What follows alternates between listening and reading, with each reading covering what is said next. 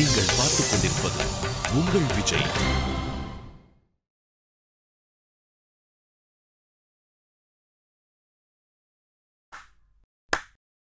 சபாஷ், இது செய்யறதுக்கு தான் நீங்க அந்த வேலையை செஞ்சீங்களா?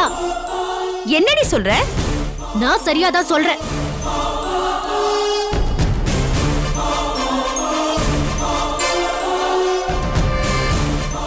அம்மாவுக்கு விஷயம் தெரிஞ்சா சரண வேலையில இருந்து அனுப்பிச்சிடுவாங்கன்னு உங்களுக்கு நல்லாவே தெரியும்.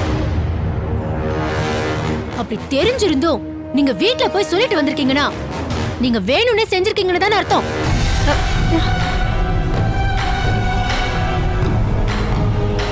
என்ன பேசுற நீ? சந்தேகப்படுறதுக்கு ஒரு நியாயம் வேண்டாமா? என் மகனோட வேலையை நான் எதுக்கு கெடுக்கணும்? முதல்ல உங்க அம்மா கிட்ட போய் கேளு, வேலையில இருந்து ஏன் சரண அனுப்புனீங்கன்னு. அது மட்டும் இல்ல, உங்க அம்மா கிட்ட போய் சொல்லு, நீங்க வேலையை விட்டு அனுப்பிச்சிட்டா சரண் தலைமையில கைய வச்சுட்டு உட்கார்ந்து இருக்க மாட்டாருன்னு. அவன் சொந்த கால்ல நிப்பான். சூப்பர், ரொம்ப நல்லா டிராமா ஆடுறீங்க. சரண் எங்க கம்பெனிக்கு போய் நல்ல வேலை செஞ்சு பணம் சம்பாதிச்சா நானும் சரணும் வேற வீட்டுக்கு போயிடுவோன்னு உங்களுக்கு பொறாம.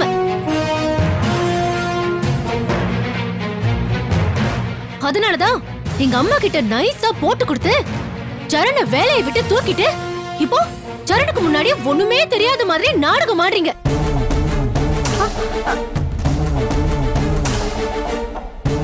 ஐயோ, என்னப்பா இது? நீங்க என்ன நாடகம் ஆடினாலும் நானும் சரணும் வேற வீட்டுக்கு போய் வாடுறத உங்களால தடுக்க முடியாது.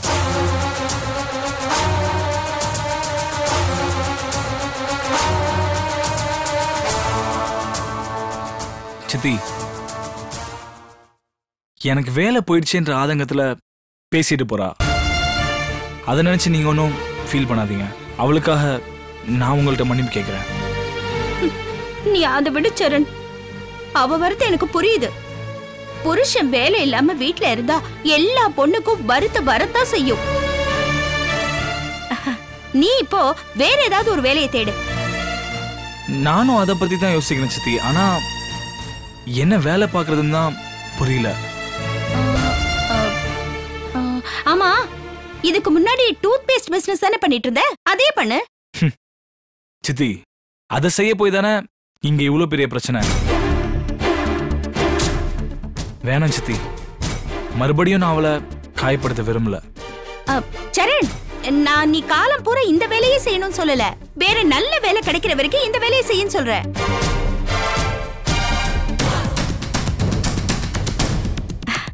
இத பாருப்பா, சும்மா இருந்தா பாக்குறவங்க வேற மாதிரி நினைச்சுப்பாங்க.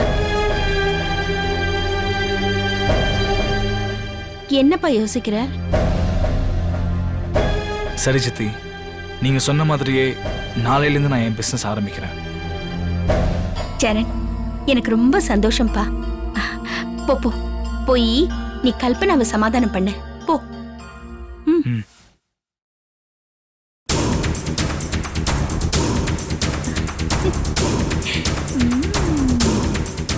பானுமதி, நீ நினைச்சதெல்லாம் நடந்துகிட்டு இருக்கு. இனிமே உனக்கு நல்ல காலம்தான். ராஜயோகம்.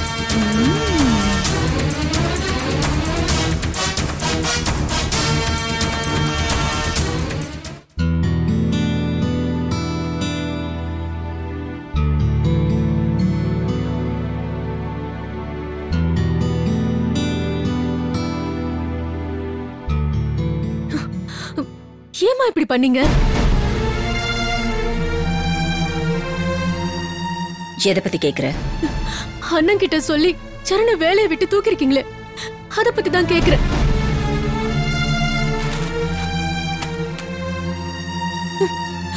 ஏமா இப்படி பண்ணீங்க? என் மேல இருக்கிற கோவம் உங்களுக்கு தீரலையா? என்னைக்கோ நான் சொன்ன ஒரு பொய்க்காக வாழ்நாள் முழுக்க நான் தண்டனை அனுபவிச்சுட்டே இருக்கணுமா? இங்க பாரு கல்பனா, சரண் நம்ம கம்பெனில வேலை பார்க்க கூடாதுன்னு சொன்னது உண்மைதான். என் நோக்கத்தை புரிஞ்சுக்கிட்டு ராமே தான் இந்த முடிவை எடுத்திருக்கான். பர்சனலி ஃபீல் ராம் எடுத்த இந்த முடிவுல எந்த தப்பும் இல்ல. அம்மா அதனால கஷ்டப்படுறது நான்.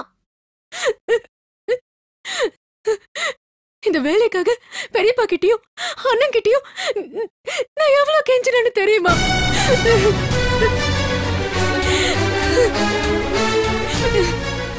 அது மட்டும் இல்லாம இந்த வேலைக்கு போக சொல்லி சரண் கிட்ட ஒத்துக்க வைக்கிறதுக்கு நான் எவ்வளவு பாடுபட்டேன்னு தெரியுமாமா?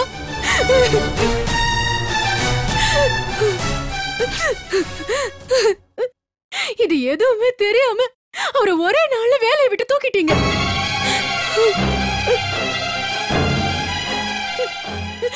இப்ப உங்களுக்கு சந்தோஷமா? சந்தோஷமாமா?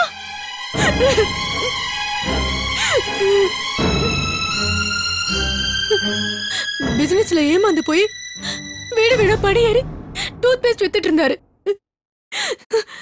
அத பார்க்க முடியாம தான் நம்ம கம்பெனில அவருக்கு ஒரு வேலை வாங்கி கொடுத்த. ஆனா இப்போ நீங்க இப்படி பண்ணதுனால திரும்பவும் வீடு வீடா படியேறி டூத் பேஸ்ட் விக்கிறேங்கிறாரு. அத பார்த்து சந்தோஷப்படுங்க, நல்லா சந்தோஷப்படுங்க. கல்பனா,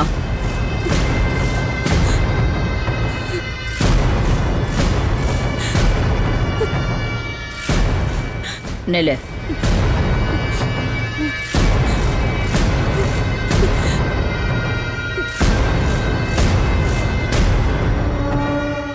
எந்த தாயும் பிள்ளைங்க மேல விரோதம் காட்ட மாட்டாங்க. சரண வேலையை விட்டு தூக்குனது நீ கஷ்டப்படணும்னு இல்ல. நாளைக்கு உங்களுக்கு இதனால எந்த அவமானமும் வந்துடக்கூடாதுன்னு தான். அவர் நம்ம கம்பெனில வேலை பார்க்கறதுனால எங்களுக்கு எப்படிமா அவமானமாகும்?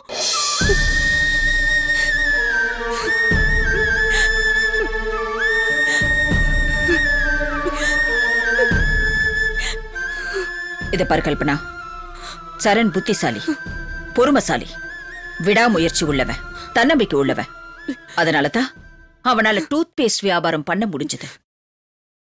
இப்ப அவனுக்கு லாஸ் ஆனதுனால நாமளே கூப்பிட்டு வேலையை கொடுத்துட்டா அவன் எதிர்காலத்தை நாமளே கெடுத்த மாதிரி ஆயிடும். ஐயோ அம்மா, அது எப்படி? அப்புறம் மாமனார் வீட்டை அண்டி பொழைக்கிறான்னு ஜனங்க சொல்லுவாங்க. அப்ப அவமானம் ஏற்படுறது எனக்கு இல்ல, உனக்கும் உன் புருஷனுக்கும் தான். இப்படியெல்லாம் நடக்க கூடாதுன்னு தான் நான் இவ்வளவும் பண்ணேன். கொஞ்சம் பிராக்டிக்கலா யோசனை பண்ணி பாரு. லாஸ் ஆன பிசினஸ் சரண் தன்னோட புத்திசாலித்தனத்தால மறுபடியும் தூக்கி நிறுத்துவாருங்கிற நம்பிக்கை எனக்கு இருக்கு. இந்த மாதிரி நிலைமையில நீ அவர் கூட உதவியா இருக்க வேண்டியது உன்னோட கடமை. இதெல்லாம் இப்போ உனக்கு கஷ்டம்னு தோணலாம், ஆனா போக போக எல்லாமே சரியாயிடும். ஏய், நான் சொன்னதை பத்தி வீட்டுக்கு போய் நல்லா யோசனை பண்ண. அப்புறம் எல்லாருமே உன்னை தானே புரிஞ்சுக்குவாங்க. போமா. நீங்க என்னமோ சொல்றீங்க, எனக்கு ஒண்ணுமே புரியல. நான் போயிட்டு வரேம்மா.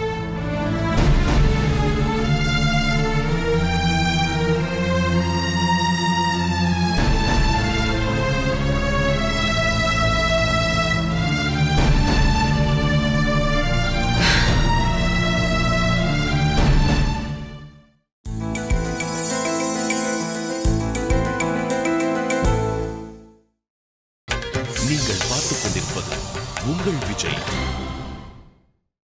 வெற்றிக்குத்தான் என எண்ண வேண்டும், நில்லுங்கள் நிமிர்ந்து நில். என்னது இது? வீடு பூரா தேடிட்ட இந்த கல்பனாவை ரொம்ப நேரமா காணுமே. எங்க போனா இவ? ஒருவேளை இங்க நடந்த விஷயத்தை எல்லாம் அவங்க அம்மா கிட்ட சொல்றதுக்கு போயிருப்பாளோ? அவ அங்க வந்தாளான்னு பிரியா கிட்ட போன் பண்ணி கேட்கணும்.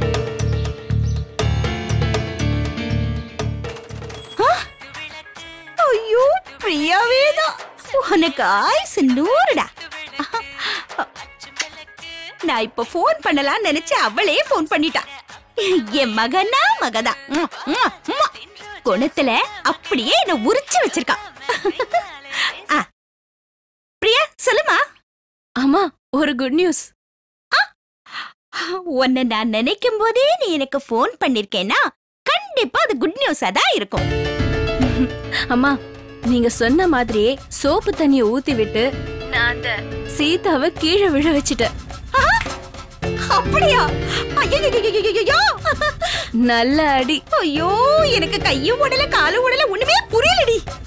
இடுப்பு உடைஞ்சிருக்கோம். ஐயோ கொஞ்சம் மிஸ் ஆயிடுச்சு. அப்படியா? சூப்பர்டி சூப்பர். அவளுக்கு இல்லம்மா, எனக்கு.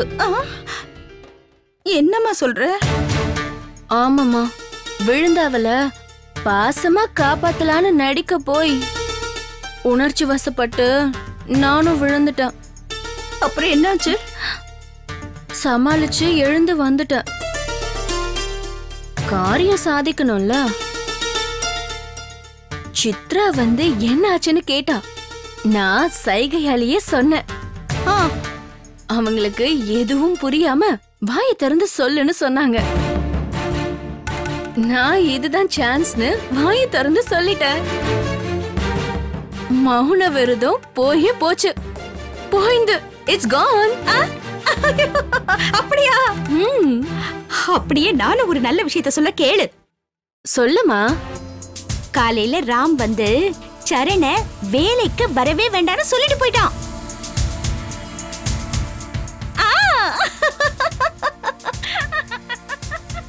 அம்மா எனக்கு ஒண்ணுமே புரியல. சரணுக்கு வேலை போச்சுன்னு நீ ஏன் சந்தோஷப்படுற? ஐயோ பிரியா, நான் எந்த வேலை செஞ்சாலும் ஒரு தடவைக்கு 10 தடவை யோசிச்சுதான் செய்வேன். அவங்க சரணுக்கு கொடுத்தது ஒரு சாதாரண வேலை. அத வச்சுக்கிட்டு அவனால அதிகமா சம்பாதிக்கவே முடியாது. சரண அந்த வேலையில இருந்து தூக்கிட்டா அவன் மறுபடியும் அந்த டூத் பேஸ்ட் விக்கிற வேலைக்கு தான் போவான். அது சித்ரா தேவிக்கு அவமானமா போயிடும். அப்புறம் சரண கூப்பிட்டு நீ வேற ஏதாவது பிசினஸ் பண்ணுன்னு லட்சக்கணக்கில் பணத்தை கொடுப்பா. எப்படி எப்படி எப்படி என் பிளான்? இதுக்கு நான் சந்தோஷப்படாம எப்படி இருக்க முடியும்? அம்மா அப்படி வேற கனவு காண்றியா? அது மட்டும் கண்டிப்பா நடக்காது. அந்த சித்ரா தேவிக்கு கல்பனாவை கண்டாலே ஆகாது. அப்படி இருக்கும்போது நம்ம சரணுக்கு பணத்தை கொடுத்துருவாங்களா? இத பாருமா, பெத்த பிள்ளைக்கு ஒரு கஷ்டம்னா அத காத்துக்கிட்டு எந்த தாய்க்காரியும் சும்மா இருக்க மாட்டா. அதுவும் இவ ஒரே ஒரு பொண்ணு. அதையும் மீறி அவங்க கொடுக்காம இருந்தா கூட எப்படி கொடுக்க வைக்கணும்னு எனக்கு தெரியும். சரி, இப்ப நீ போய் அந்த சீதா பக்கம் முதல்ல கவனத்தை செலுத்து. ஏன்னா அந்த சீதாவுக்கு அடிபட்டு இருக்குன்னு அந்த சித்ரா தேவி அவளை தலைமையில தூக்கி வச்சுக்கிட்டு ஆடுவா ஆடுவா, அப்படி ஆடுவா. சரிம்மா, அவ என்ன பண்றான்னு நான் போய் பாக்குறேன். பாரு பாரு. பாய்.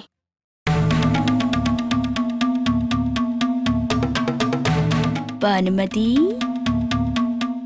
ஒரு கல்லுல 2 மாங்காய். ஐயோ, நான் என்னெல்லாம் நினைக்கிறேனோ அதெல்லாம் நடக்குது. கடவுளே, நீ என்ன காப்பாத்தணும், என் பொண்ணையும்.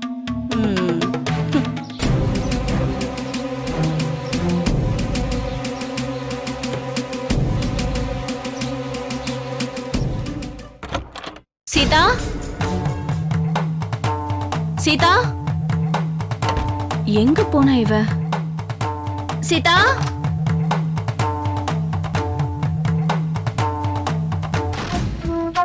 அக்கா.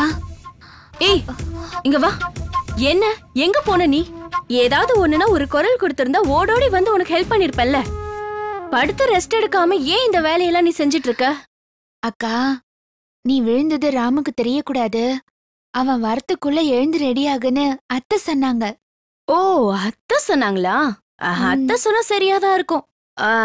அவரு வரத்துக்கு முன்னாடியே நீ ரெடி ஆகணும்னு சொன்னாங்கல்ல. ஆமா, வா, நான் உனக்கு மேக்கப் போட்டு விடுறேன்.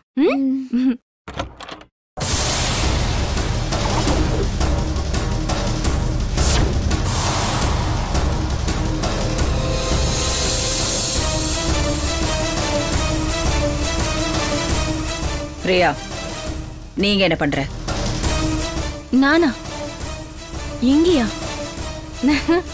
அத்த, நீங்க சீதாவை ரெடியாக சொன்னீங்கல்ல, அதனால சீதாவை ரெடி பண்ண போறேன். பாவம், அவ கீழே விழுந்து ரொம்ப அடிபட்டிருக்குல்ல. அக்கா நான் உதவி பண்ணாம வேற யாரு உதவி பண்ணுவாங்க? கேட்டாளா? அக்காவா வந்து உதவி பண்ணுன்னு இவ உன்கிட்ட கேட்டாளா? கேக்கணுமா? அக்கா எனக்கு உதவி பண்ணணும்னு சொல்லி இவ என்கிட்ட வந்து கேக்கணுமா? அக்கா அப்படி கேட்டு உதவி பண்றதுக்கு நான் எதுக்கு அக்காவா இருக்கணும்?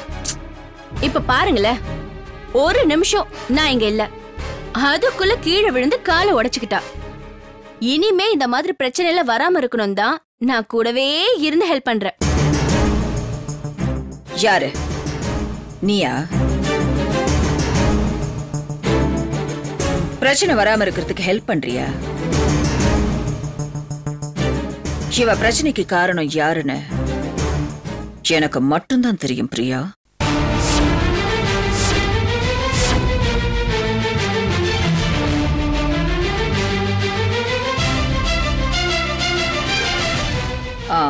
சீதா, ராம் வந்த பின்னாடி அவனுக்கு டீ வச்சு கொடுத்துட்டு இந்த மாத்திரையை கொடுத்துரு. அத்தை, எதுக்கு மாத்திரை? நான் உன்கிட்ட சொல்ல மறந்துட்டேன், சாரிமா. அவன் ஆபீஸ்ல இருந்து போன் பண்ணியிருந்தான். அவனுக்கு சைனஸ் இருக்குல்ல, பயங்கர தலைவலியா. அதனால அவன் வந்த உடனே மறக்காம இந்த டேப்லெட் கொடு, சரியா? சரிங்க அத்தை.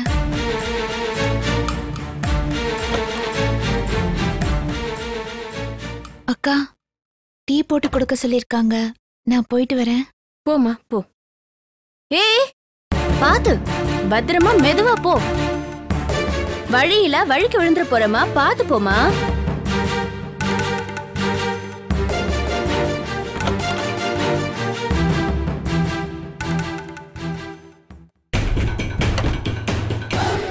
என்ன இது?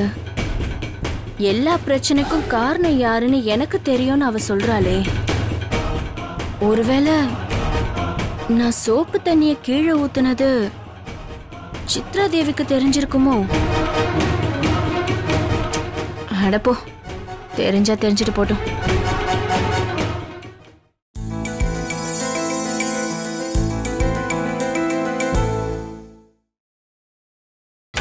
நீங்கள் பார்த்துக் கொண்டிருப்பது உங்கள் விஜய்.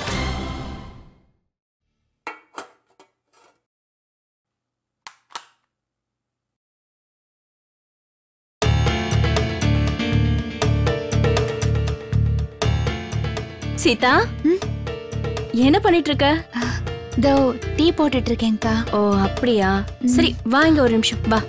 என்னக்கா? ஐயோ, அங்க பாலு. ஐயோ அக்கா, எப்படி நல்ல கம கமன்னு வாசனை வருதா? இந்த வாசனையோட உன் புருஷன் வந்த உடனே டீ கொண்டு போய் கொடு, அப்புறம் பாரு. போங்கக்கா.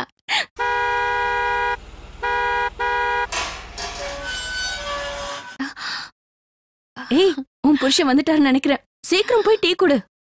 சரிங்கக்கா.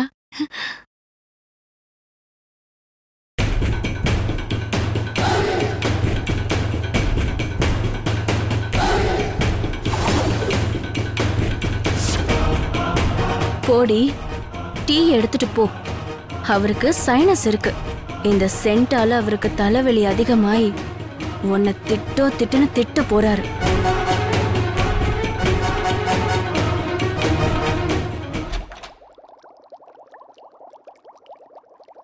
மங்கா, மங்கா, டீ கொண்டு வா.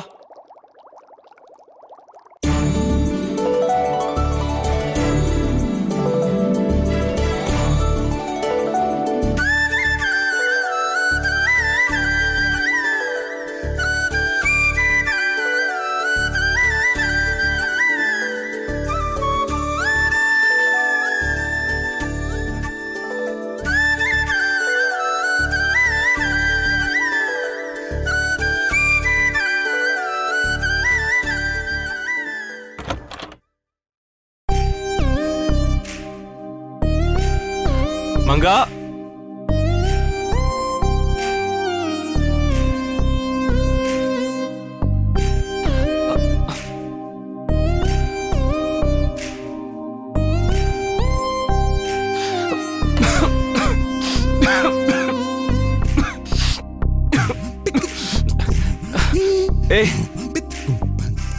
பர்ஃப்யூம் போட்டிருக்கியா? ஆ சென்ட் போட்டிருக்கியா? அந்த வாசனை எனக்கு ஒத்துக்காது. தலைவலி வந்துரும். போ. இல்லங்க, அது என்னாச்சுன்னா ஐயோ, எனக்கு ஒத்துக்காதுன்னு சொல்றேன்ல, தயவு செஞ்சு போ. போ. என்னங்க டீ வேணா ஒரு. ஐயோ, போ போ.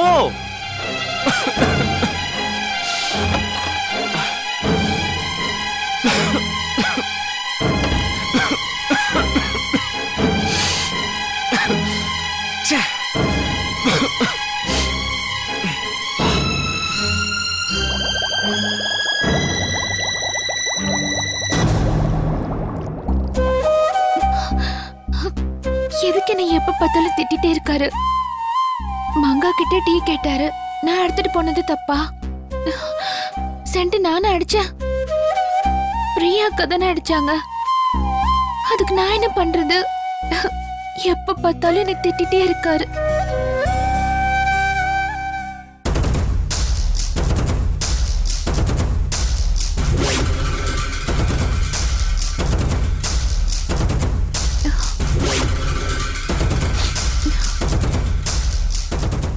நில